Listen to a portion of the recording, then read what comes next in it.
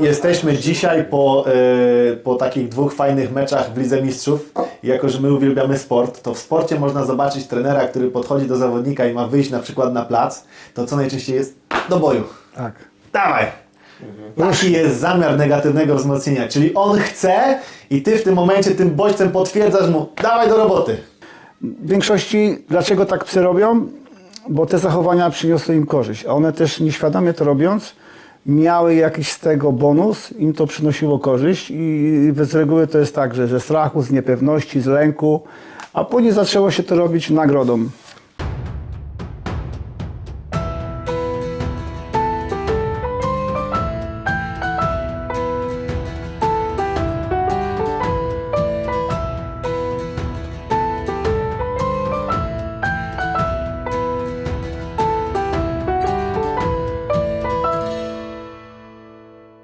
Dzień dobry, nazywam się Jacek Osman. Witam Państwa serdecznie w kolejnym odcinku Męskich Rozmów. Dziś po raz kolejny jesteśmy w firmie Kaczmarek K9.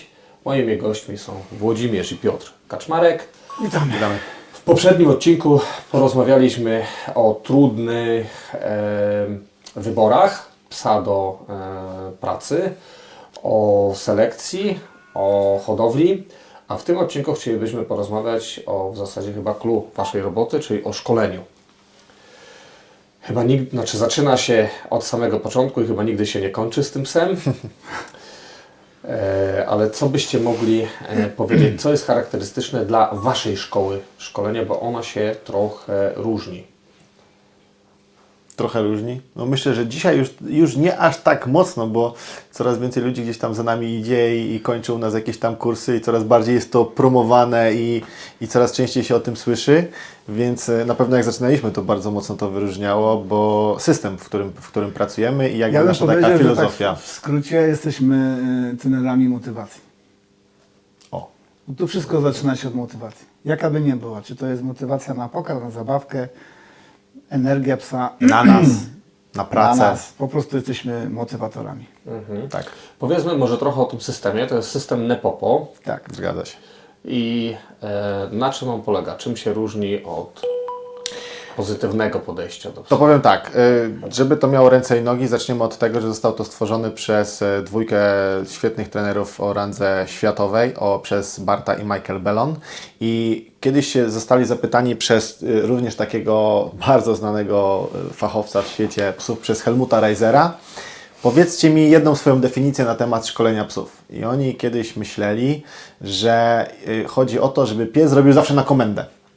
To było ich pierwsze takie clue, żeby pies zawsze robił na komendę. Ale później się przespali z tym i pomyśleli sobie, że troszkę mało. I jakby taką główną definicją systemu Nepopo chodzi o to, żeby pies robił zawsze na komendę sercem i duszą. Czyli żeby widać było tą pasję, tą radość, tą energię i pewność siebie u tego psa. Radość. I najważniejsze jest to, że serce i dusza nie wyjdzie, bo Ty chcesz, tylko wyjdzie, bo ten pies chce. Ale zawsze na komendę. Czy jeżeli ten pies jest psem służbowym, na przykład w siłach specjalnych, widzi zagrożenie, to bez komendy ma nie zareagować? I to jest już coś takiego, co też mi fajnie jeden kumpel powiedział, że czasami pies może być nieposłuszny, jeżeli drużyna na tym wygra. Tak. I trochę czasami tego uczymy. Więc czasami uczymy, żeby ich samodzielność i podejmowanie tej decyzji była po ich stronie, co nie zmienia faktu, że lepiej większość rzeczy kontrolować. Tak. Tak, no i rozumiem, że nawet jeżeli sam podejmie taką decyzję, muszę go być w stanie odwołać. Muszę być w zmienić. stanie powiedzieć mu, żeby albo przestał, albo zostawił, dlatego że nigdy nie wiem, co się tam wydarzy. Bo może to być rzeczywiście zagrożenie i niech on zadecyduje i niech on to zrobi, ale może to być jakaś przypadkowa sytuacja, na którą on tak zareagował. Okej, co oznacza skrót Nepopo? Negatyw, pozytyw, pozytyw. Połączenie jakby 2 podstawowych wzmocnień, które używamy w treningu. Negatywnego wzmocnienia i pozytywnego wzmocnienia. No i tutaj rozumiem, że stajecie się wrogiem dla szerokiej rzeszy trenerów, którzy szkolą pozytywnie. Może tak. Niektórzy Wam powiedzą, że tak naprawdę Nepopo to jest rażenie prądem i głodzenie psa. Tak, używanie kolczatki, używanie kolczatki, dławików i tam różne inne jakby historie i treści. Taki gdzieś tam ktoś powiedział, że mamy plecak z akumulatorem, który prąd. Musimy mieć dużo prądu, żeby psy pracowały. Tak. No. Okej, to blisko elektrowni. Tak. Tak. Więc dużo rzeczy można usłyszeć, Ale myślę, że na tyle już taką dużą ilość ludzi przekonaliśmy tym, co pokazujemy i robimy nie z jednym, ale z wieloma psami na wszystkich szkoleniach, seminariach, obozach, czy naszych kursach, czy również można śledzić na naszych socialach, czy w internecie. Można zobaczyć, że no nie na tym to polega. Dlatego, że jeżeli by tak było, naprawdę nie widzielibyśmy radosnych i szczęśliwych psów, które one wykonują to z sercem i duszą, bo to jest zupełnie coś innego. No zdecydowanie jednego takiego, w jednym się zakochałem i od Was kupiłem, więc, więc wiem jak to wygląda, ale zawsze mnie też śmieszą takie argumenty na temat właśnie tego złego Nepopo, bo jak tylko rozmawiam z jakimiś moimi znajomymi, którzy mają psa i szkolą pozytywnie i się pytam, no ale powiedz, nigdy się nie zdenerwowałeś? Nigdy nie krzyknąłeś do tego psa? Weź przestań, nieraz nawet pierdol dostał. Ale jest to wszystko pozytywne, nie? Więc teraz tak, rozkodujmy to. Używacie obroży elektronicznej, tak? Jest tam bodziec elektryczny, dyskomfort. Elektroniczny. No dobra, no i teraz tak. Czy jest to rzeczywiście rażenie psa prądem? To zależy jak użyjesz. Bo ja mam taką, razem z moim tatą mamy takie przeświadczenie, że żadne narzędzie nie jest złe. Żadna rzecz, której używamy w treningu nie jest zła z natury, ona jest neutralna. To tylko kwestia jest tego, co my do tego dodajemy i jak my to Świadomość użyjemy. tego użycia. Czyli świadomość, dopasowanie, jakie to ma być, dopasowanie tego konkretnego narzędzia, bo jeżeli kupię obrożę elektryczną, nie wiem, z AliExpress za $200, która przyjdzie i obojętnie jaki bodziec nie ustawię, to zawsze jest ten sam, albo jest opóźniony, albo nie dochodzi, albo coś się dzieje i się psuje, ale naciskam i coś tam wibrzy, no to w tym momencie nie mogę się spodziewać, że użyję go do specjalistycznego treningu, który jest bardzo wymagany, żeby ten pies zrozumiał jakby narzędzie. Ja myślę, że problem też z tymi obrożami wynika z tego, że wiele osób kupuje. Te obroże często się też reklamuje jako takie, które szybko uczą i rozwiązują problem. Szybciutko. I jeżeli nie działa, to zwiększamy bodziec, a bardzo często zamiast wywołać pożądany efekt, to tylko wzbudzamy jeszcze większą frustrację u tego psa. Może tak być. Więc jeżeli my używamy tej obroży, a nie nauczymy psa, o co nam chodzi, no to rzeczywiście może zrobić wiele złego, nic dobrego. I chyba kluczem tutaj jest to, że pies rozumiał, co my od niego chcemy. Ja testowałem, ponieważ też używam tego w treningu swoich psów, testowałem na sobie. Bodziec, który działa na moje psy, dla mnie jest niewyczuwalny. Najczęściej Założę tak na jest. ręce, Najczęściej tak jest. to nie czuję tego. I on nie jest dla nich jakimś dyskomfortem, tylko podpowiedzią. Same narzędzia nie rozwiązują problemu. Sposób ich Przede użycia, wszystkim sposób metodyka użycia. i system, który Narzędzia możemy do tego mają obrać. nam tylko i wyłącznie pomagać w komunikacji, bo narzędzia to nie jest nic innego jak komunikacja z psem, komunikowanie się z tym psem, bo są bardziej dla psa czytelne do tego, żeby im przekazać, co od niego I wymaga. mogą nam pomagać, ale oczywiście mogą nam utrudniać. Oczywiście, że wszystko jest dobre i złe. I dokładnie to samo może być z pozytywnym wzmocnieniem, czyli z tym takim nurtem, że tylko i wyłącznie mamy używać pozytywnego wzmocnienia, bo tak naprawdę chodzi o to, że mamy różne psy, mamy różne możliwości, a najważniejsze jest to, jak one to odbierają i co nam pokazują. Czyli nawet psa nie obchodzi to, co Ty mu pokazujesz, psa nie obchodzi to, w jaki sposób to robisz, tylko obchodzi, jaki Ci daje feedback, co Czy on on zrozumiał? Ci daje w Czy zamian on to za to. zrozumiał? Jak Ty mu to tłumaczysz, nie jest istotne. Ważne, co on Ci pokazał z powrotem. Czy zrozumiał, czy nie. Tak jest. Okej. Dokładnie. No dobrze. Jeśli chodzi o negatywy, to rozumiem, że poza obrożą jest jeszcze dławik i kolczatka. O Nie kurczę, tylko, to ja nie bym... Tylko. Wszyscy się upierają tylko słyszą o obroży, o kolczatce, o dławiku. Jest dużo rzeczy. Co nie zmienia faktu, że zmierzamy w taką stronę, że będziemy trochę więcej mówić o negatywie, dlatego że on jest jakby trochę mniej zrozumiały w Jest świecie. kontrowersyjny. I Jest dlatego kontrowersyjny, chciałbym to co rozjaśnić. nie zmienia faktu, że Trzeba jak, wiedzieć, od czego zaczynać. dokładnie, że jak ja bym uznał na przykład system Nepopo, co jest jakby bardziej wartościowe, czego jest więcej, No to jest dla pozytyw. mnie pozytywne Pozytyw. wzmocnienie jest 95-98%. Tak. No bo tam jest A to negatyw po. jest pieprz i sól. Tak. Negatyw to jest jak właśnie dodaje delikatnie tego wszystkiego, żeby jakby o wiele lepiej się komunikować. Po co w ogóle dodajemy negatyw? No i tutaj ten temat się może rozwinąć. Możemy Bardzo na dużo. temat szkolenia i właśnie, żeby to tak w skrócie powiedzieć, jest dosyć trudne, ale Najprościej rzecz ujmując, jeżeli używamy tylko i wyłącznie pozytywnego wzmocnienia, to ja muszę mieć jakąś nagrodę i ta wartość tej nagrody musi być o wiele większa niż rozproszenie, które jest dookoła. To jest taka podstawowa rzecz. Czyli to, co mam, musi być na tyle silne, żeby ten pies chciał się ze mną komunikować i żeby chciał ze mną zostać, a nie na przykład ganiać za psem, za rowerem, za piłką kogoś innego, nie nakręcać się tym wszystkim, co się dzieje dookoła, żebym był w stanie się z nim jakoś dogadać. Więc to, co mam, musi mieć dużą wartość, żeby mu to dać za jakieś dobre zachowanie albo skąd- za intencje. A skąd ten pies wie, że to jest pozytyw, jak nie wie, co to jest negatyw? Skąd on wie, że ta jak ty możesz nagroda... odczuć ciepło, jak nie czujesz zimna? To takie pytanie jeszcze, czy tak naprawdę istnieją metody pozytywne, bo czym jest brak nagrody? Nie. To właśnie jakbym Dla tak... mnie nie. Jakbym tak mógł określić, to generalnie drapieżnik, jeżeli chce w naturze zacząć polować, to zaczyna się od dyskomfortu w żołądku. Komfortu. Więc dla nas w teorii nie ma pozytywnego wzmocnienia tak naprawdę tylko i wyłącznie przez to, że ja daję. Bo no, dokładnie ten sam nurt słyszeliśmy w wychowaniu dzieci, że jest tylko i wyłącznie bezstresowe wychowanie. Nie używamy właśnie Wiadomo, jakiegoś... czym ten nurt się zakończył. więc Wiadomo, tak, czym już się nie zakończył i w jest którą popularne. stronę dzisiaj... Dopiero to zacznie być Twórca tego widoczne. nurtu za to przeprosił, jak jeden z jego Dokładnie. synów popełnił samobójstwo, a drugi został narkomanem. I niestety dokładnie w tą samą stronę zmierzamy z psami, bo jeżeli byśmy spojrzeli, jak psy były szkolone, wychowywane lat temu 20, 30, 40, to mój tata może pamiętać, pewnie Ty też, ja nie, tylko i wyłącznie z opowieści, ale jako małe dziecko, Ale wychował się trochę, ale jako małe także- dziecko wychowałem się wśród psów i wśród psów dużych, z dużymi Duża popędami, ilość tych psów duża była? ilość, popędowe, często agresywne i często takie, które potrafiły gryźć. Ciekawostka, żaden nigdy nie zrobił ani mi krzywdy, ani dziecku, które było wokół, czy to moim kuzynom, czy rodzeństwu. Nigdy nie mieliśmy takiej sytuacji. Dlatego, że były używane narzędzia, były używane dyskomfort, często był za duży, tylko że to nam dawało bardzo dużą kontrolę. I właśnie w tamtych latach, jak właśnie twórca tego systemu został zapytany, to dlatego powiedział zawsze pod kontrolą na komendę.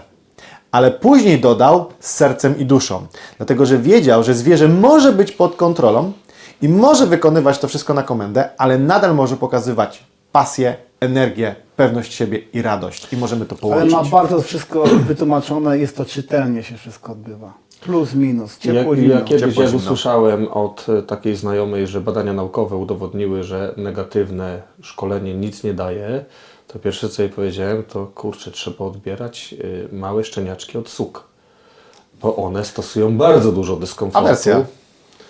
I jakoś do psów to trafia. Być może to jest też niehumanitarne i trzeba psy w inkubatorze będzie wychowywać. Generalnie używanie dyskomfortu. Przede wszystkim dyskomfort możemy też nazwać presją. Presja jest często bardziej zrozumiała jakby wśród ludzi, którzy się pracują ze zwierzętami ogólnie.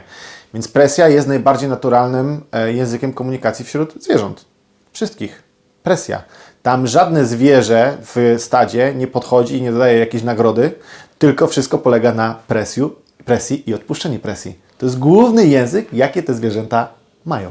Ja miałem też taki problem, jak sam próbowałem tego pozytywnego szkolenia, że trzeba czekać na to pozytywne zachowanie psa, na które czasem jest się bardzo ciężko doczekać, bo pies ma duży popęd i pies się frustruje.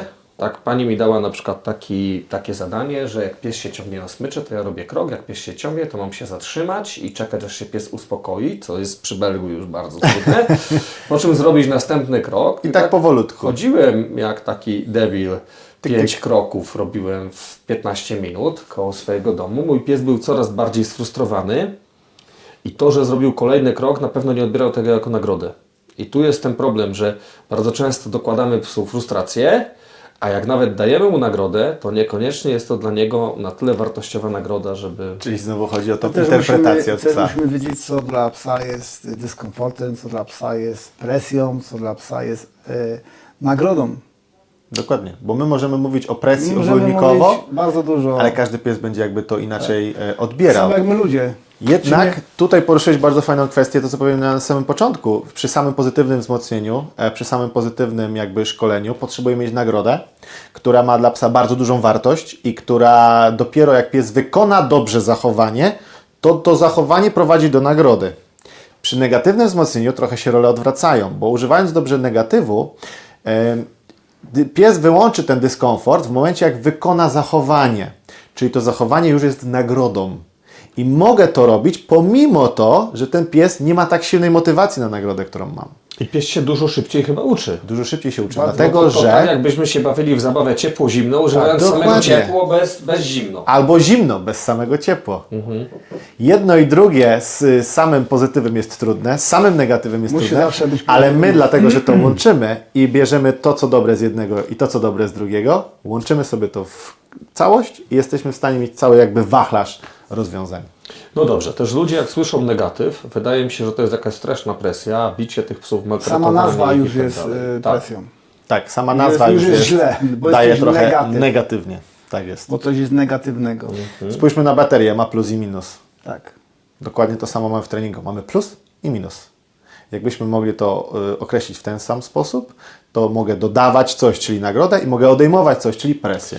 No tak, ale tłumacząc to ludziom, tak żeby zrozumieli, w negatywie nie chodzi o to, żeby psu sprawiać ból, dyskomfort, cierpienie. absolutnie. Tak? I dlatego bardzo mocno właśnie nurt samego pozytywnego szkolenia uderza jakby w osoby, które używają też jakiegoś rodzaju presji i porównują to negatywne wzmocnienie do awersji.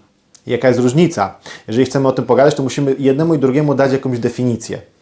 I z definicji negatywne wzmocnienie polega na tym, że delikatny, nieprzyjemny dyskomfort mija w momencie, jak zwierzę wykona jakieś zachowanie.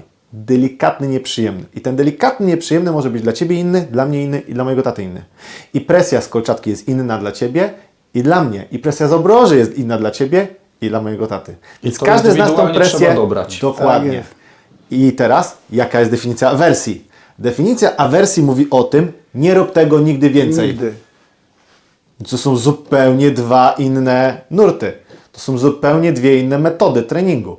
Awersja to jest tak samo jak szczenię przychodzi do matki, zaczyna ją podgryzać, matka w tym momencie warczy, a jak szczeniak reaguje, to od razu używa awersji.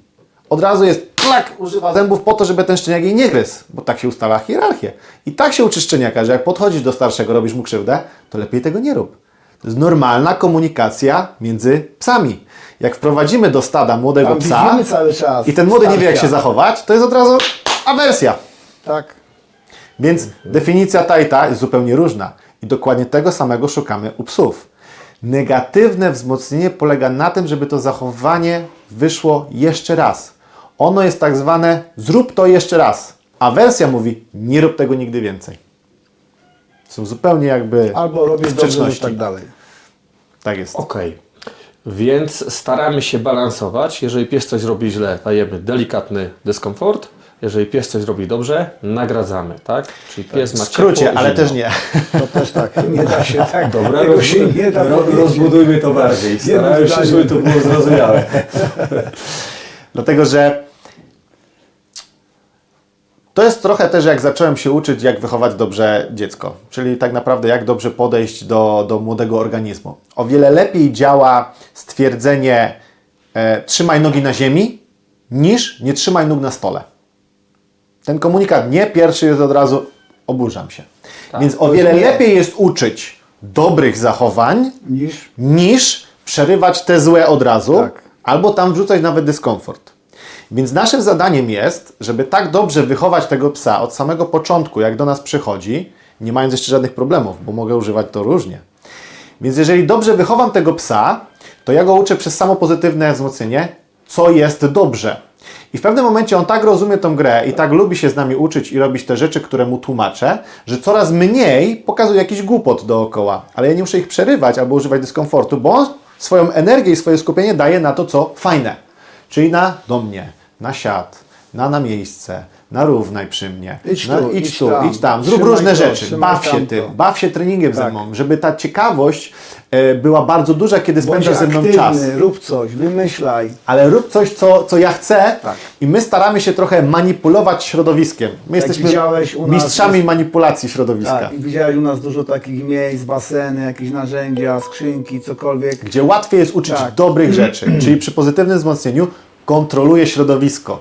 Mamy salkę dużą, mamy salkę małą, mamy takie miejsca i mam smycz mogę mieć, gdzie bardzo łatwo nauczyć dobrych rzeczy. I to robię bez rozproszenia, bez trudnych warunków, bez dookoła ludzi, psów, zwierząt i tak dalej. Czyli uczę go alfabetu.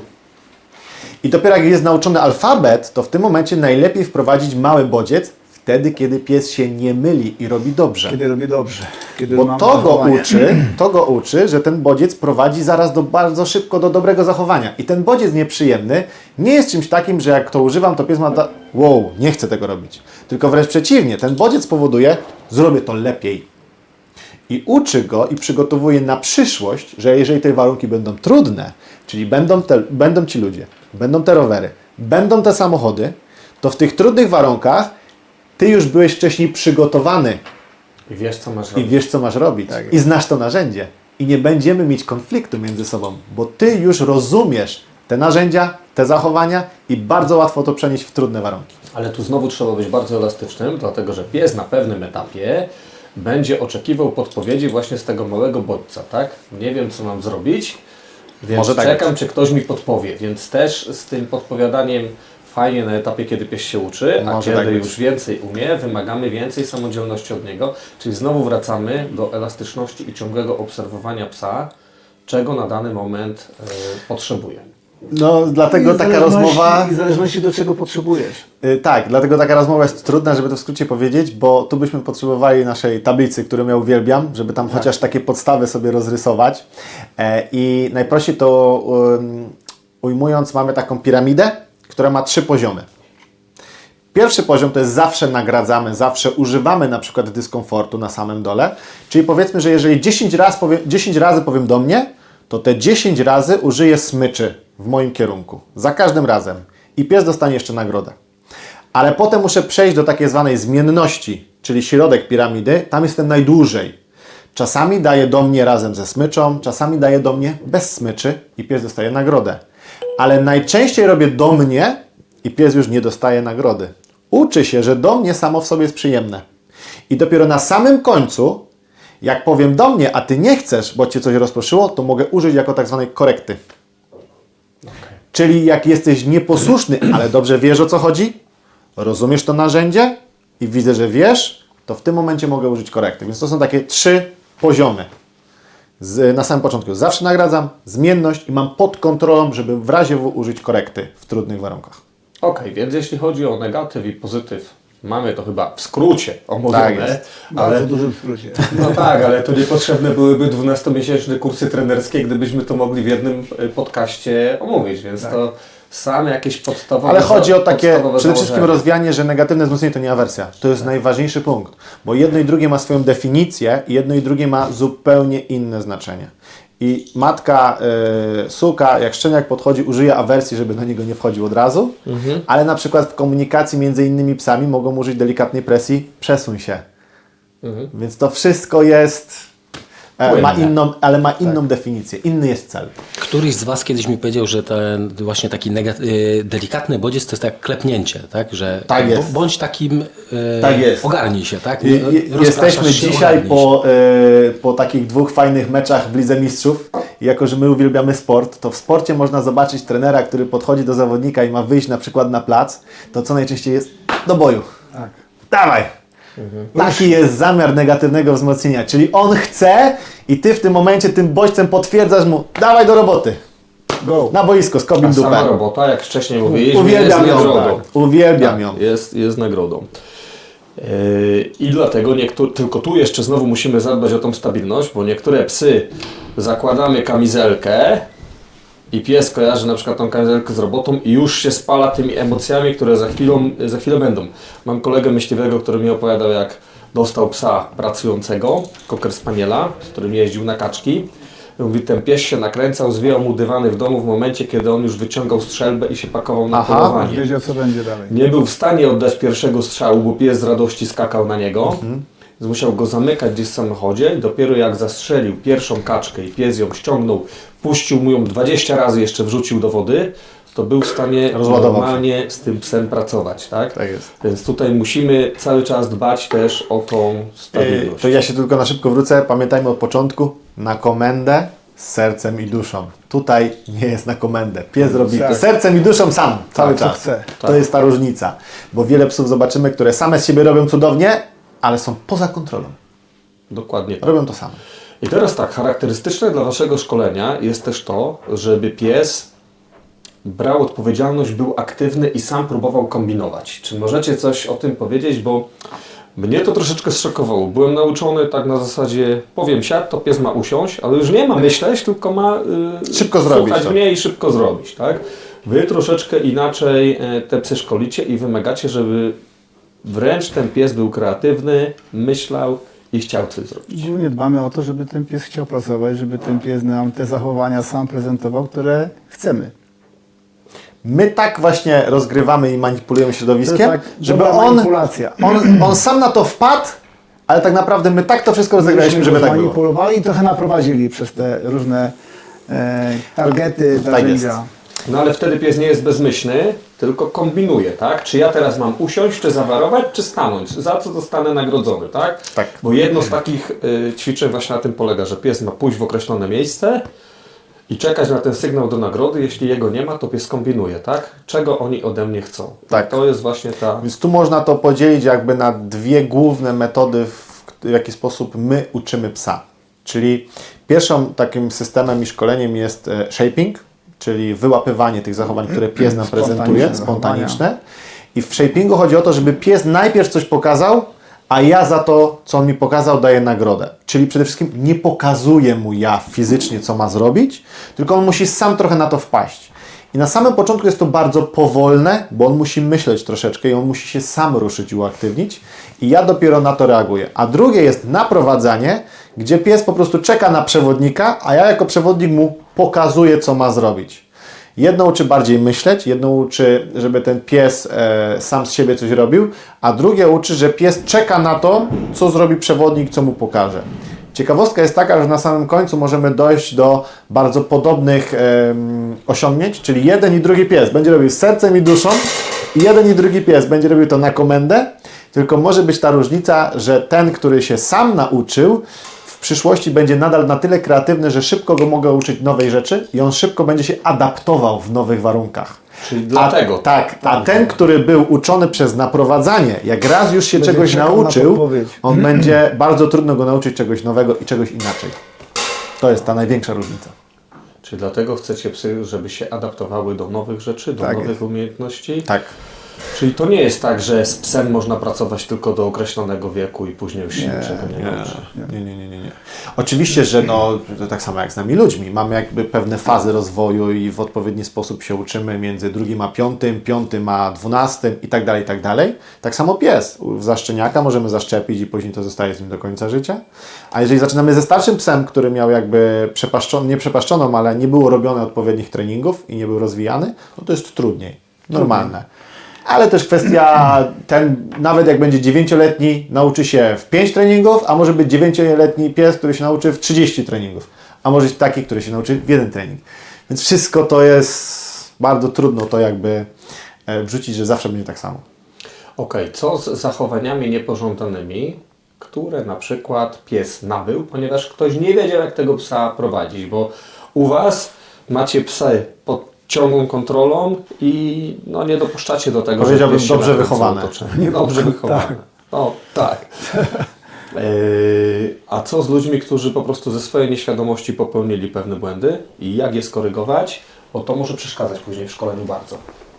No to tutaj jest ekspertem akurat mój tata, bo on najwięcej takich rzeczy robi.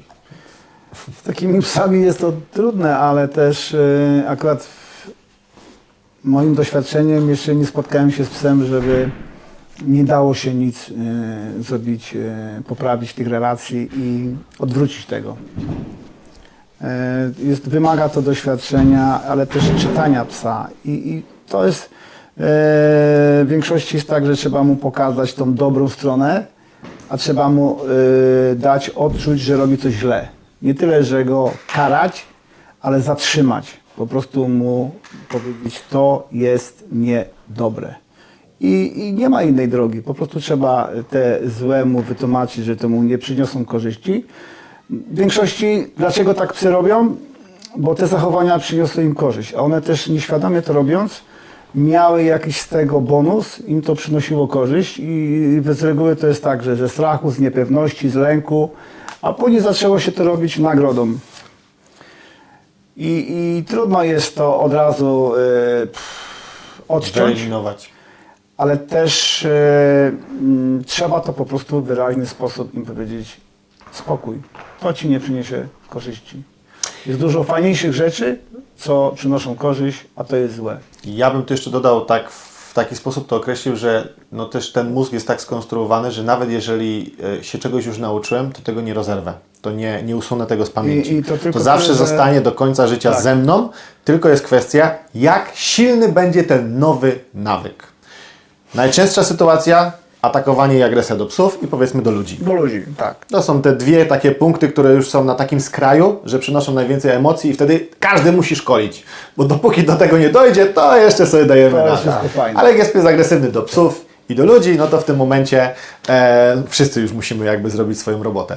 I teraz silny nawyk, czyli na przykład ten pies ma 5 lat i on ostatnie 4 lata próbuje atakować inne psy, nie pomaga nic i w tym momencie przez te 4 lata wzmacnia się w tym, czyli ten nawyk atakowania do tych psów jest coraz bardzo silny. silniejszy i I on go narasta, nagradza. i narasta. I on się tym nagradza i on rozumie, że tak trzeba, nie można inaczej. On nie rozumie, że to jest złe. Więc trzeba On przede nie wszystkim postawił granic. zrobić jak z uzależnioną osobą. Zabrać go z tego środowiska, wrzucić w nowe środowisko i go nauczyć, że nie atakujemy tych psów, które są dookoła. Masz chodzić przy nodze. Masz na przykład się patrzeć na mnie. Tak naprawdę- Robimy nowy, silniejszy nawyk. Nie mówimy mu bardziej czego nie robi, tylko mówimy mu bardziej co ma zrobić. A dopiero z biegiem czasu, jak go zabraliśmy z tego środowiska, to powoli dodajemy coś, co go bodźcowało, ale mamy przygotowane narzędzia, mamy przygotowaną motywację do siebie, mamy przygotowaną komunikację ze sobą, czyli mamy na tyle bazę zbudowaną, że możemy z czymś już pracować. A najgorzej, bo tata zawsze ma fajne stwierdzenie, że ludzie próbują rozwiązać problem w problemie. Tak. I Czyli jak pies atakuje psy, to ja cały czas idę do tych psów, bo muszę to naprawić. Tak. A najczęściej to, co mi tata robi, to bierze tego psa z tego środowiska, tłumaczy mu, jak działa trening, jak działają zasady, jak działa motywacja, jak działa sygnał, tłumaczy narzędzia. I stopniowo. Przejdzie podstawową fazę, u jednego trwa tydzień, u jednego miesiąc, u drugiego pół roku. No jest to dosyć spektakularne, bo już widziałem właśnie u Ciebie, Włodku, wiele takich psów, gdzie ludzie przychodzili jako Z taki... własnych właścicieli psy gryzły i nawet miałem takie dwa przypadki, że psy, żeby tu je przywieźć, musieli je w jakiś sposób uśpić, bo były tak Dostawały niebezpieczne. głupiego Jasia. Były tak niebezpieczne dla swoich właścicieli, dla otoczenia, że no, mnóstwo pogryzień, ale dało się radę i nie było to jakimś tam wielkim problemem i z tego się cieszę, jestem dumny, bo robię to dosyć długo i jeszcze mnie żaden pies nie pogryzł. O, Dlatego zawsze mówię, trzeba zachować środki ostrożności PHP i też częstym moim powiedzeniem, nigdy nie bij się z psem, bo przegrasz. Przegrasz, Po prostu kretesem. nie prowokuj psa, nie wchodź w jego strefę, nie bij się z nim, wytłumacz mu, pokaż mu, co jest dobre, pokaż mu, że coś można zrobić w lepszy sposób i najczęściej te psy, to, że jest szczeniak, jest też super, ale czasami jest tak, że pies ma 4 lata i tylko biegał po ogródku i w koło ganiał zwierzynę i kogoś tam mu Nic się więcej nie udało zna. i nic innego nie znał. Tak naprawdę i jak zaczyna ten pies kroczek po kroczku robić, on zaczyna się tym cieszyć i później nagle po 4-5 tygodniach, kurde, czasami mamy takiego fajnego psa, że właściciel później odbierając tego psa nie jest w stanie uwierzyć, że to jest jego pies. Sam wiesz pewno po swoim doświadczeniu, jak opowiadałeś nam ostatnio, że pies ci wyrył tak w ogródku tunele, satelity było widać. a nagle się okazuje, że można robić o wiele więcej i ten pies jest do tego chętny. Więc trzeba tą jego energię wrzucić tam, gdzie wiemy, że będzie dobrze. Tam, gdzie to przynosi korzyść. I Nie? myślę, że tutaj poruszamy tak naprawdę dla większości widzów bardzo interesujący temat, bo dziś ludzie chcą sobie kupić psa do domu. Często o tym psie poczytają, że jest to inteligentna rasa, czyli na przykład border collie albo właśnie owczarek belgijski, tak? I ja bym chciał aktywnego, inteligentnego psa. No to jest super. I Bo są to jest filmiki w super internecie, fajne, gdzie to tak działa. Bo to się fajnie ogląda. Nie wiedzą, czym jest ta aktywność, tak? A później próbują sobie jakoś z tym psem poradzić. Bardzo często szukając gdzieś pomocy i ta pomoc no, różna bywa, tak? Tak to Tak to trzeba jest ze sobie wszystkim. powiedzieć, bo bardzo często do Was trafiają psy, które już były u różnych specjalistów, Już nikt nie z którymi dawał sobie, rady. Kraje. tak, z którymi sobie ludzie nie radzili. Więc teraz tak, co zrobić, żeby uniknąć takiego błędu? Świadomie kupować psa, świadomie go wychowywać. I ja to zawsze nazywam logicznie myśleć. To, że ktoś coś nam mówi, to trzeba zadawać pytania na tyle, żeby być pewnym, czy że ktoś coś do nas mówi, ma sens. Ja bym powiedział, że nasza intuicja jest naprawdę super. Tak, I tylko my ludzie się boją jako użyć ludzie tej bardzo intuicji. dużo wiemy intuicyjnie. Jakbyśmy przestali słuchać tych wszystkich głosów dookoła i tego, co nam każdy jeden podpowiada, tylko byśmy bardzo intuicyjnie do tego podeszli, to nagle się okaże, że to jest troszkę prostsze niż wszyscy próbują nam to jakby uporządkować. Bo intuicyjnie, jak wiemy, że dziecko chce przeskoczyć na czerwonym świetle przez pasy, to co robimy? Zatrzymaj się. Presja, Dokładnie, od razu. Dokładnie. Nie rób tego, bo cię potrąci samochód. No nie Jak wiem. dziecko przy nas się zatrzyma, to co robimy? Luzujemy presję. Tak. Kiedy jedziemy z dzieckiem do, nie wiem, fryzjera, a nie lubi fryzjera, to co najczęściej rodzic robi później? Do McDonalda jedziemy na frytki. Dajmy mu nagrodę, żeby on sobie połączył, że ten fryzjer nie jest taki to, zły. co dziecko chce. Intuicja nam podpowiada, że działa i jedno i drugie, ale my często chcemy trochę wbrew tej intuicji robić i patrzeć na to. No tak, ale z drugiej strony diabeł tkwi w szczegółach i tak jak było w przypadku mojej suki, pani behawiorystka powiedziała mi, że pies ma takie potrzeby, że musi gryźć, żebym kupił sobie szarpak i żebym I się się z tym szarpał. psem poszarpał. No i się szarpałem. Często to... Przybiłeś się. Przybiłem się, tak. Często ten pies gryzł mnie po rękach, niechcący, bo on nie wiedział biedny co robi. I pamiętasz w jakim była stanie, jak ją tutaj przywiozłem.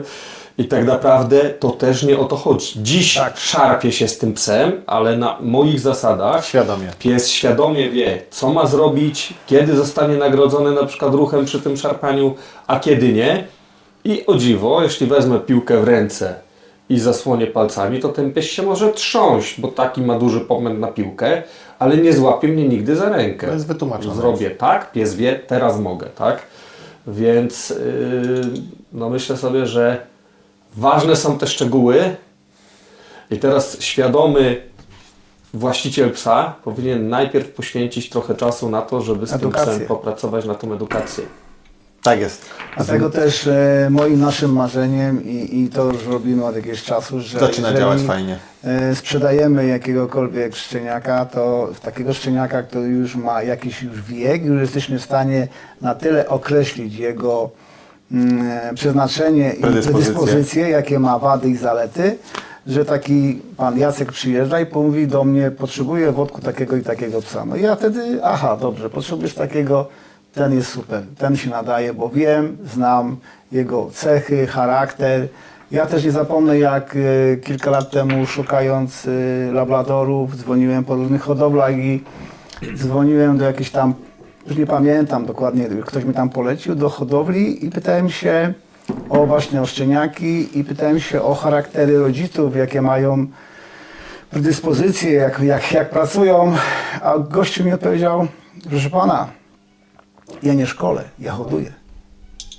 To jest najczęstszym błędem, bo szkoleniowcem to nie jest tylko ten, który mówi zrób to, zrób tamto. Trzeba poznać, Hodowca też powinien trzeba wiedzieć. poznać ten organizm, te potrzeby i tak jak cały czas to robimy, No, bo mówiliśmy w poprzednim odcinku, że Tak. błędy popełnione na tych pierwszych tam są etapach. bardzo później ważne. Mogą później zrobić dużo. Albo Nie na próżno mówią dla dzieci, że z domu się wszystko wynosi. No i niedaleko to pada coś- jabłko od jabłoni. Dokładnie, coś w tym jest. Jakoś nam wyszło i się nie pogryźliśmy, więc chyba działa. Okej, ale myślę, że też warto w tym miejscu powiedzieć, że do psów określonych ras musimy z góry wiedzieć, że jeżeli bierzemy i będzie to na przykład border collie, no to ja muszę z tym psem pracować. To nie jest kwestia... Ja Ci powiem tak, że świadomość rośnie i wiele ludzi naprawdę wie, że musi pracować. Problem jest, do kogo trafią i w jaki sposób będą pracować. Więc no, niezmiernie od tego, co byśmy w życiu robili, no forma edukacji jest najważniejsza. Jeżeli się będziemy edukować, będziemy szukać, znajdziemy. Na pewno znajdziecie rozwiązanie, znajdziecie wyjście. To nie jest tak, że się nie da. Dzisiaj mamy taki ogrom naprawdę już jest wiedzy bardzo i dużo dostęp. ludzi świadomych. Problem jest taki, jak to przewertować. Tak. Jak oddzielić te wszystkie informacje, których jest za dużo, bo my byśmy chcieli, nie wiem, wchodzimy na Instagrama i dzisiaj jest 15 000 trenerów. Kogo posłuchać? Czasami zatrzymajcie się na jednym, dwóch osobach, Skupcie się na kilku punktach, które ta osoba robi i śledźcie te parę punktów, a nie 16 000 różnych innych osób. Bo tego jest później tak dużo, że nasza głowa po prostu nie daje rady i my próbujemy zrobić wszystko, a w finale nie robimy nic. Ja miałem ten super czas, że za moich czasów nie było internetu, nie było tak edukacji w tym wszystkim. Robiłem wszystko intuicyjnie i to mi dzisiaj daje taką wiarę w to, co robię. I wcześniej nawet sobie nie zdawałem sprawy, jak zaczęliśmy jeździć po różnych szkoleniach. Było wow, te wszystkie badania, te wszystkie teorie, to było nowością, mówię, niesamowite rzeczy, a tak naprawdę teoria jest jedna, wszyscy nazywają coś, a tak mało kto umie tą teorię przełożyć w praktykę.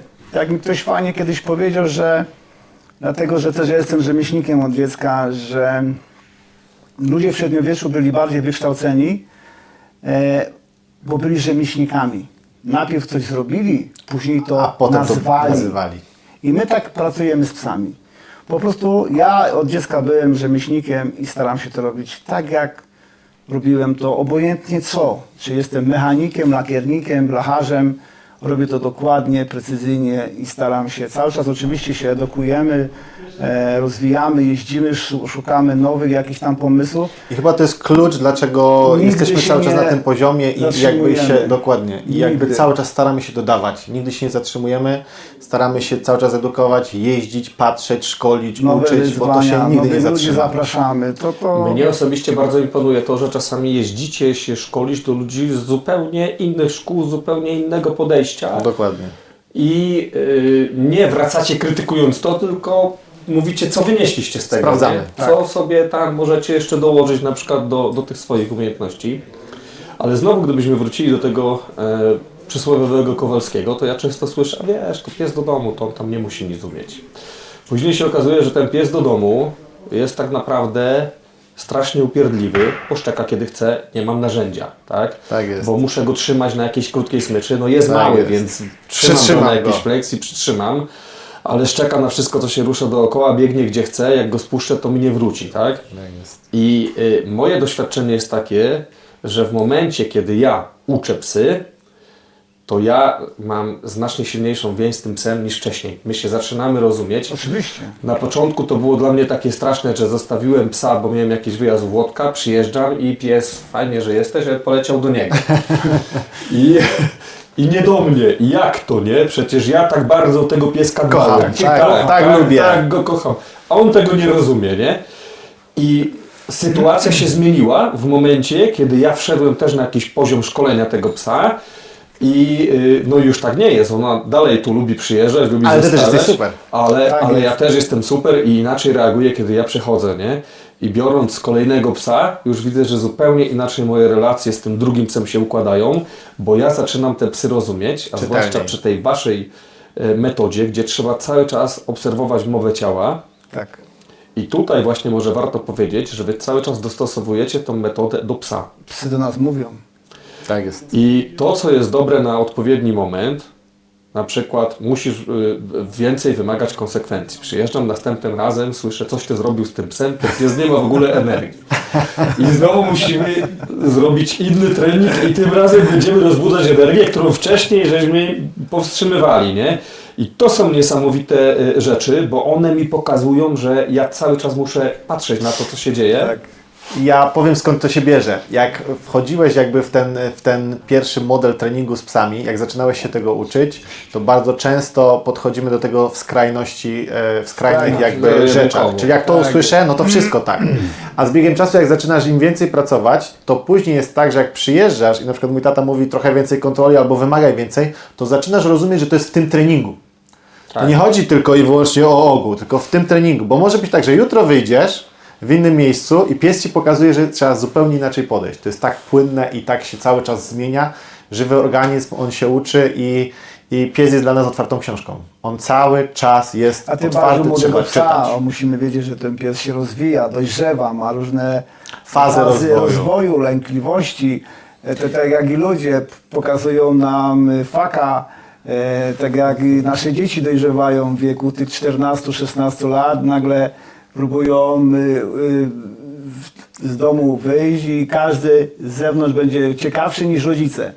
No tak, ale też I tak po prostu trzeba to przeżyć. Trzeba wiedzieć to kontrolować. z doświadczenia też wiemy, że jeżeli jakieś dziecko gdzieś zaczyna przejawiać jakieś właśnie dziwne zachowania, na przykład agresywne, to doświadczony nauczyciel wie, że coś jest na rzeczy, coś jest w domu, coś jest w jest nie wychowaniu, coś jest nie tak. I podobnie jest u psów. I myślę sobie, Nie jest tak, że u psów jedyna rzecz jest inna, że dziecko no, ma zupełnie inne myślenie. Pies ma maksymalnie 2-3-letniego dzieciaka, więc dziecko nas jest w stanie naśladować bardzo długo i ono się uczy, był bardzo fajny facet u Ciebie, o którym wcześniej rozmawialiśmy, który mówi, że właśnie mamy neurony lustrzane, czyli to co widzę to pokazuję i dziecko często się mówi, że wynosi to z domu. I doktor pies... Tomasz Wilczewski. Tak. Polecam. Bardzo niesamowity człowiek, uwielbiamy go razem z moim tatą i bardzo podobnie staramy się podchodzić właśnie do zwierząt i nas to tak zafascynowało. I z psami jest o tyle ta różnica, że on wcale w domu nie musi być agresja, żeby ten pies pokazywał agresję w finale. Bo ono ma maksymalnie myślenie 2-3-latka, więc chodzi o to, że jeżeli nasza komunikacja jest zaburzona, bo ona jest międzygatunkowa, to nie jest ten sam gatunek, to są inne dwa gatunki i my często chcemy do tego psa podejść jako do człowieka, i on nas nie rozumie, bo to nie jest człowiek. Tak. I w tym momencie nie robimy takich granic, jakby były zrobione w stadzie, jakby to zrobiły inne psy, inne zwierzęta, tylko mu pokazujemy, jak my ludzie myślimy, jakbyśmy zrobili z dzieckiem. No ale niestety on to odbiera zupełnie inaczej. Bo dziecku byśmy pozwolili iść powąchać i podejść do innego dziecka, żeby się przywitało i go pogłaskało po głowie. O Jezu, jak super moje dziecko jest jakby socjalne i podchodzi do ludzi. No ale z psem w pewnym momencie musimy tego zabronić, a jak mu zabronimy, no to on się wkurzy i może nagle wyjść agresja z tego tytułu. Więc to jest ta różnica, że właśnie między dziećmi a tymi zwierzętami, no pies to nie dziecko, pies to My nie bardzo człowiek. często sobie Bardzo przekładamy, podobne. chcielibyśmy, żeby pies myślał tak, jak myśli człowiek. Tak. Ja nawet mam koleżankę, która kiedyś się popłakała i była strasznie taka rozżalona, że ugryzł ją pies, a ona tak bardzo kocha psy. A przecież psy wiedzą, jaki jest człowiek, bo psy rozpoznają człowieka, więc dlaczego one jej to zrobiły? To nie było jakieś silne pogryzienie, natomiast ona Sygnał psychicznie odebrała to strasznie. Ja miałem tutaj klientkę właśnie, podobno powiem anegdotę, jak przywieźli psa, który miał 7,5 roku, był to Belg 40 kg i okazało się, że oni go adaptowali, ten pies jest do tej pory u tych ludzi, małżeństwo, które byli bardzo aktywni i stwierdzili, że sobie adoptują psa. Wcześniej mieli jakieś tam adoptowane psy i w tym momencie chcieli sobie Belga, albo gdzieś tam coś.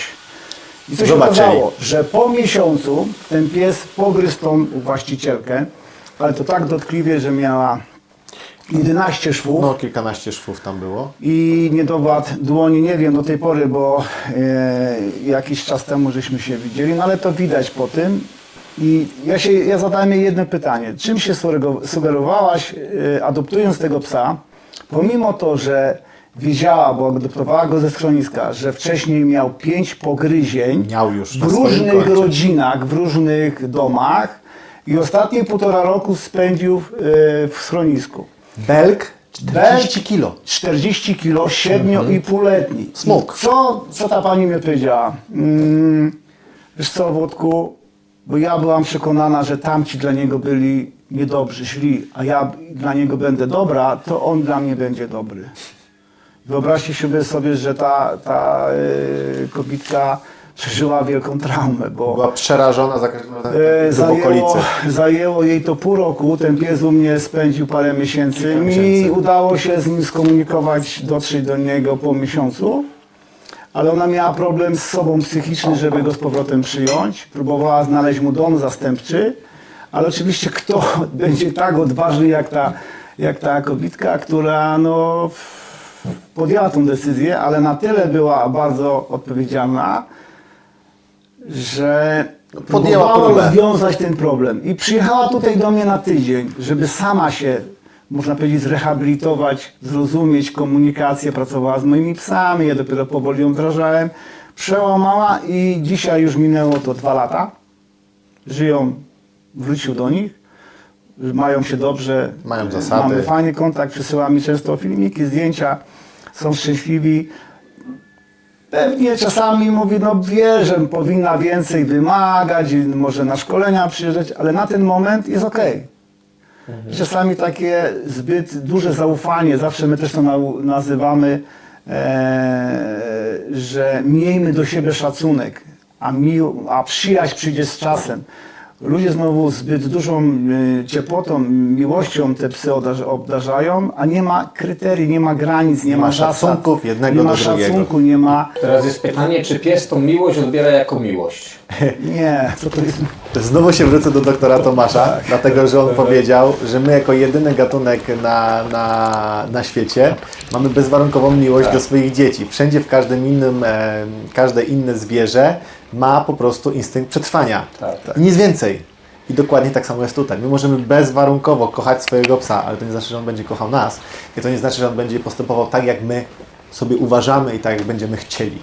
No i właśnie wiele naszych przeświadczeń tutaj szkodzi. Na przykład to, co wspomniałeś o tej pani. No przecież to się bardzo często słyszy. Nie kupuj, adoptuj. Ten pies będzie Ci wdzięczny. Tak. A jakby pies rzeczywiście to sobie przeanalizował, nikt mnie nie chciał, ona Order nie za chciała, to, ja teraz order za to będę dostaniemy, wdzięczny. bo uratowaliśmy mu życie. No druga rzecz, ja często słyszę na przykład, czemu Ty tego psa trzymasz na dworze? Przecież on powinien być w domu. No przecież dla większości psów Na zewnątrz. zabranie ich do domu, gdzie nie jest ma dopiero zapachu, kara, to jest dopiero nienormalne. To jest kara, To jest dopiero tak? dramat. Natomiast ludziom się wydaje, że pies dokładnie tak jak my będzie się zachowywał, nie? No i to właśnie znowu jest ten powrót do tej podstawy, że pies to jest pies, to nie człowiek. drapieżnik. To jest Chcąc drapieżnik. szkolić psa, musimy On ma- zrozumieć psy on ma i swoje potrzeby. komunikować się z nim jak z psem. Troszkę tak, ale też poprzez narzędzia i poprzez wiedzę, którą mamy, bo naprawdę można to dzisiaj zrobić fenomenalnie, bo wielokrotnie jak zobaczysz na przykład, nie wiem, watachę wilków, to nie będziesz widział tam zwierząt, które są cały czas chodzą z pasją i z sercem i z duszą. Tylko będziesz widział alfę, który rządzi całym stadem, a cała reszta jakby jest podporządkowana, ale jest na tyle podporządkowana, że nie może się wychylić troszeczkę za bardzo, bo od razu zostanie w ciry, żeby wrócić do szeregu. Tak to po prostu działa w hierarchii. I ustalenie hierarchii jest później takie, że jeżeli ten młody rośnie i na przykład ma, nie wiem, rok, 2 lata i już czuje się na tyle dojrzały, to musi trochę powalczyć z tą alfa, żeby wskoczyć na jego miejsce. Inaczej się to nie odbywa. Wszędzie tak W jest. każdej grupie jest. W każdej grupie ktoś tak to silniejszy, wygląda. ktoś słabszy, no nie ma. I dzisiaj na tyle wiemy, że jesteśmy w stanie przy użyciu dobrych narzędzi, przy użyciu negatywnego wzmocnienia, przy użyciu pozytywnego wzmocnienia, przy użyciu pokarmu, przy użyciu zabawki, przy użyciu obroży, przy użyciu smyczy, przy użyciu kolczatki. Jeżeli to wszystko zrozumiemy, będziemy mieć cały pakiet narzędzi i wrzucimy to w fajny trening, to będziemy mieć psa, który nie dość, że się chce z nami bawić, komunikować, chce być blisko nas, będzie z sercem i duszą, czyli będzie pełen pasji i radości. Będziemy widzieć klatę do przodu, uszy do góry, ogon chodzi, ale też będzie pod kontrolą. No tak, tylko jak użyłem tych argumentów, które Ty użyłeś o stadzie do mojej koleżanki, która była po pozytywnym szkoleniu psów, to powiedziała mi, ale przecież badania naukowe wyraźnie wykazały, że psy nie mają hierarchii stada. Ja od razu na to mówię, mów ciszej, bo ona usłyszy. A całe szczęście o tym nie wie. No niestety nie wierzymy w to, bo tak po prostu nie jest. No, jakbyśmy nie zobaczyli, wataha rządzi się swoimi prawami. Tak jest. Pies się wziął od wilka i one genetycznie to mają i wiedzą i wszystko tam jest ustalone na podstawie hierarchii, na podstawie stada. Dokładnie tak samo jak my ludzie, mamy grupę. Więc dzisiaj jesteśmy w trójkę i można powiedzieć, że ktoś z nas, Ty zadajesz pytania, więc masz to pod kontrolą. Wyjdziemy na trening, to ktoś z nas będzie miał to pod kontrolą. Zależy jaki trening będziemy mieli. Ta sama grupa, ale role się zmieniają w zależności od tego, gdzie jesteśmy, co robimy. No tak, i w każdej grupie jest lider, jest nieformalny lider i tak dalej. Okej, a powiedzcie mi na temat specjalistycznego szkolenia, bo rozumiem, że baza zawsze u Was jest taka sama i to jest posłuszeństwo, to jest właśnie ta otwartość psa, to jest ta aktywność psa i później jak robimy specjalizację. Wiemy, że sprawdzacie sobie predyspozycję, do czego dany pies się nadaje, to jest na pewno podstawowe. Czy trudno jest taki specjalistyczny trening zrobić? Dla nas nie. To też To też zależy od danego psa, na jakim etapie jest. Bo jeżeli mamy psa, który ma predyspozycje wykorzystywane od samego początku, czyli od szczeniaka są rozwijane, no to jest to banalnie proste, żeby tą specjalizację jakby zrobić w pewnym momencie. Ale jeżeli przychodzi ktoś, kto na przykład chce się nauczyć treningu z psem i ostatnio była taka sytuacja, że na przykład, nie wiem, Bull Terrier przyszedł na trening z daną osobą na kurs i zaczynamy robić, nie wiem, tropienie. No ale ten Bull Terrier ma powiedzmy 4-5 lat i nigdy to tropienie nie zostało robione. Teraz, żeby z tym Bull Terrierem zrobić specjalistyczne szkolenie, żeby on był psem tropiącym, to albo to jest wejście na Mount Everest, albo to jest wejście na Mount Everest, albo to jest po prostu niewykorzystanie jego 100%. Bo może jego 100% jest zupełnie inne, ale nie w tropieniu. Dlatego po co się z nim bić w tym tropieniu, jak można iść w coś, co bardziej jemu sprawia frajdę i mi też w tym momencie będzie sprawiał frajdę. Więc tak bym to powiedział. Trzeba wykorzystać geny, rasę do tego, Co ta rasa była i co te stworzona geny i przede mówią. wszystkim zawsze powinniśmy sobie zadać pytanie, po co nam ten pies? Po co my go chcemy mieć?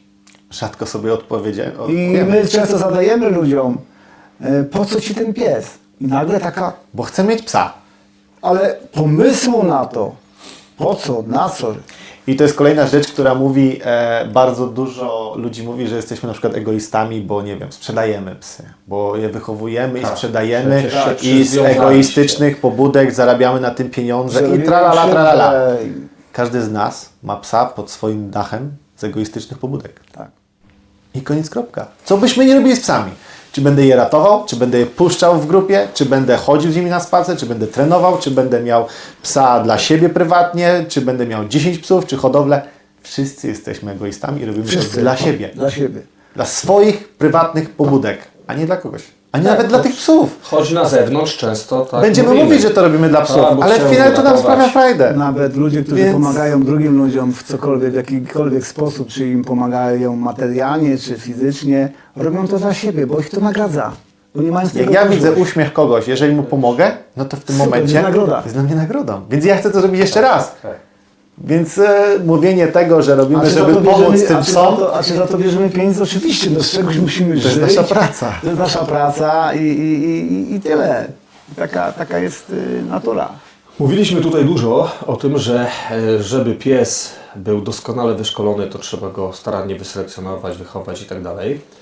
Ale podaliśmy też drugą skrajność, gdzie ludzie przychodzą do Ciebie w naprawdę trudnych przypadkach. Ja trochę tych psów, bo znamy się już od paru ładnych lat i wiele takich psów u Ciebie widziałem. Więc może powiedzmy coś, żeby też ludzi nie załamywać, a żeby dodać im ducha. Zgadzam się. Bez względu na to praktycznie, jakiego masz psa w tej chwili, to jesteś w stanie dużo jeszcze z tym psem zrobić. Ja uważam, zawsze mówię, nie ma rzeczy niemożliwych. Są niemożliwe do momentu, aż ktoś to zrobi. Jak ktoś robi. Tak, bo nie wie, że są niemożliwe. Bo nie wie, że są Ja zawsze niemożliwe. mówię do mojego syna i on mówi, co ty żeś domu za psa wziął? Przecież ty nic z tego nic nie zrobisz. Ja już mówię, już bardziej mnie motywować nie musisz. A to jest śmieszne, bo później, jak ja wiem, jaki on jest, i on wie, jaki ja jestem, to się nawzajem takimi tekstami też motywujemy. Nie da się, no po prostu tylko kwestia twojej motywacji, tak jak widzisz, selekcjonujemy psy i musimy coś tam u tych psów mieć, musimy mieć motywację, jakiś sygnał do nagrody, żeby móc trenować, musimy mieć jego stabilność. Tak samo i wymagamy od tych przewodników, Przewodnik którzy też musi zwrócić na jakieś powinni rzeczy mieć uwagę. motywację. Chyba głównie się uczy przewodnik, nie pies. Dokładnie, my więcej, uczymy Głównie, no ludzi, już. ludzi uczymy głównie, bo ten przewodnik musi mieć motywację, musi być konsekwentny i też musi być czytelny dla tego swojego psa. I oczywiście Dyspozycje manualne tego ostatnio przewodnika. po wielu kursach, które mamy, widzimy coraz więcej osób, które przyjeżdżają na kursy, bo chcą się jakby oddzielić od tej rzeczywistości, którą teraz mają. Czyli nie wiem, trudna praca, trudna sytuacja i tak dalej, i tak dalej, i tak dalej. I próbują przyjść i pracować z psami, żeby się zrelaksować i wyluzować. Okej, super.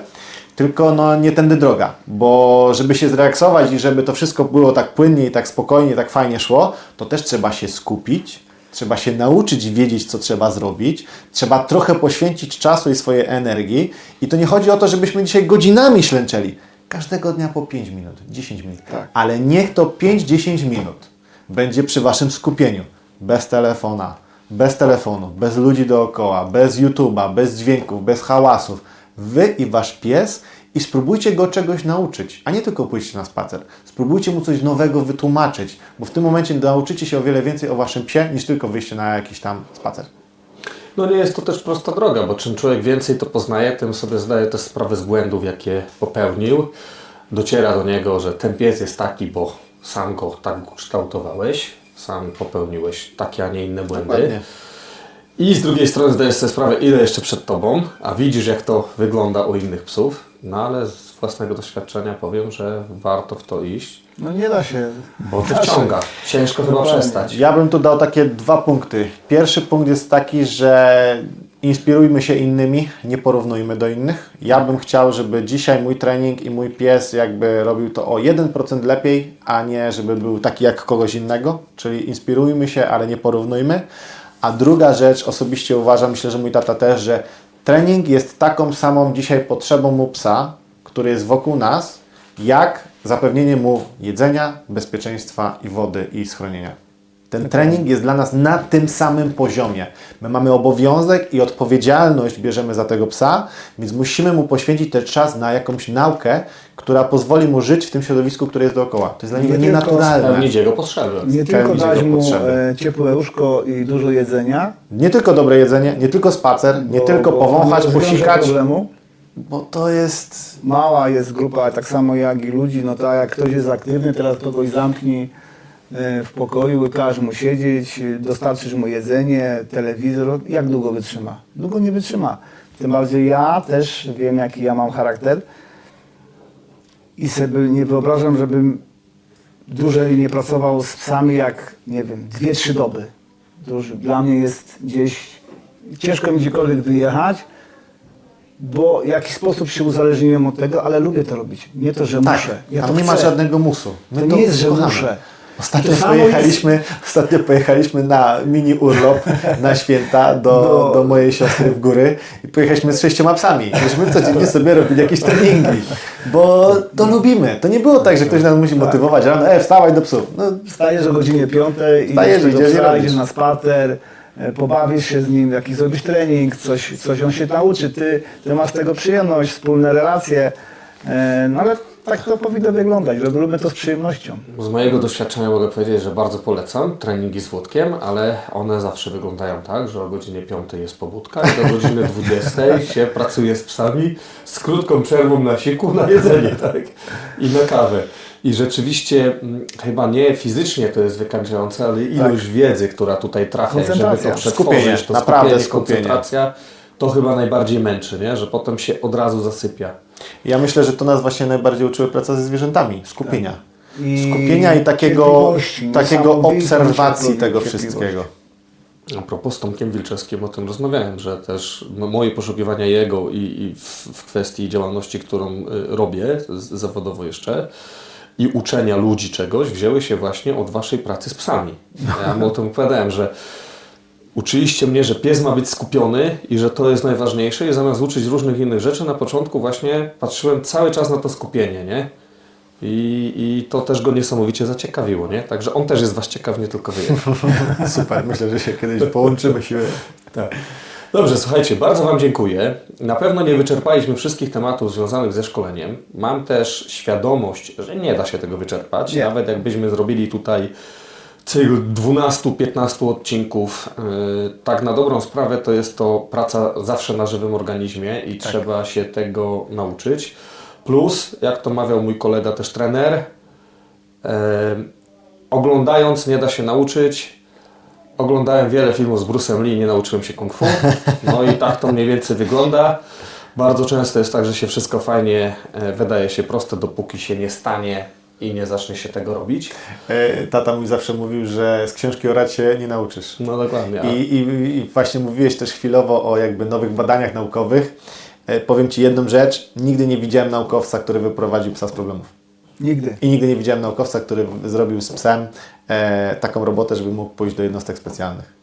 Nigdy, ani jednego. I też często ktoś to tam mówi, prawda. że Więc bo badania, super, fajnie, ale trzeba jeszcze się zmierzyć z bo praktyką. badania na kurach, na szczurach, na małpach, ale to są wszystko rzeczy robione w laboratorium. My żyjemy w rozproszeniu, zupełnie w Trochę innym środowisku. płynniejsze niż się Oczywiście wydaje. badania są jakieś tam Potrzebne. bardzo potrzebne. I pomagają. Pomagają. ale to nie jest życie codzienne, niestety. Okej. Bardzo Wam dziękuję za ten wywiad. Mam nadzieję, że będziecie aktywni również w komentarzach. Jeśli takie będą padać różne pytania w komentarzach. Będziemy się starać odpowiadać. Bo z tak. doświadczenia wiem, że tego jest sporo. No i mam nadzieję, że jeszcze pewnie się nieraz spotkamy, bo dla mnie ten temat jest na tyle fascynujący, że ja bym go drążył, a myślę, że nie tylko dla mnie. A mało jest wartościowych materiałów, wartościowych w tym sensie, że nie porozmawiamy sobie ogólnie, tylko że w szczegółach tłumaczycie, na czym polega właśnie selekcja, czy hodowla, czy szkolenie i rozwiewacie pewne mity. Bardzo Wam dziękuję. Dziękujemy bardzo.